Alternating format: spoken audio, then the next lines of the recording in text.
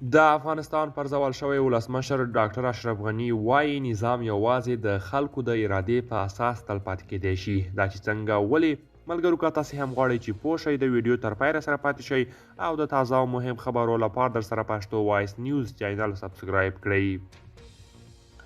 اشرف غني وایي نظام یوازې د خلکو د ارادې په اساس تلپاتې کیدی شي. د افغانستان پخوانی ولسمشر محمد اشرف غني وایي تاوتریخوالی او د عمل سختوالی په افغانستان کې ثبات نشي راوستلی او یوازې هغه نظام چې د خلکو د ارادې په اساس منځته راغلی وي تلپاتې کیدی شي. ښاغلي غني خپل پیغام کې ویلي چې افغانستان په تیرو 44 کلونو کې شاته پاتې شوی دی. د هغه په خبره د ژوند، دین، مال، ټولنې، منطق او دلیل څخه ساتنه د اسلام له نظره د امنیت 15 اصول دي او که چیرې امنیت او خوندیتوب دغه اصولو په اساس رامنځته نشي د امنیت او خوندیتوب هر ډول ادعا به بېپایلې وي. د افغانستان پخوانی ولسمشر محمد اشرف غني په خپل پیغام کې سیاست او حکومتدارۍ ته هم اشاره کړې ده. نظام یوازې د خلکو د ارادې په اساس تل پاتې کیدی شي، له هغه نه بغیر ستونزې او تحرکات رامنځته کیږي. ښاغلي غني د افغانستان د خلکو ترمنځ پر ملي یووالي هم ټینګار کړی دی او ویلي دي چې یووالی باید په عمل کې رامنځته شي.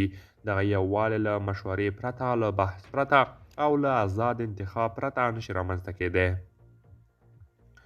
د افغانستان پخوانی ولسمشر محمد اشرف غني د اسلامي نړۍ له هیوادونو څخه غوښتي چې له طالبانو سره استدلال وکړي او هغوی دې ته متوجه کړي چې اسلام د دین اساسات او د مسلمانانو خیر په کوم لوري کې دی.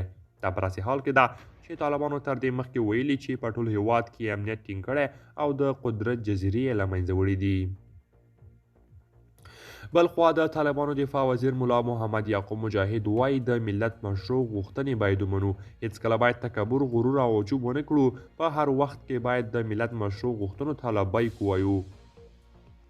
په افغانستان کې د طالبانو د حکومت چار سمباله دفاع وزیر مولوي محمد یعقوب مجاهد د طالبانو د نظام د پایښت د ملت مشروع د غوښتنو له پوره کولو سره وتړه.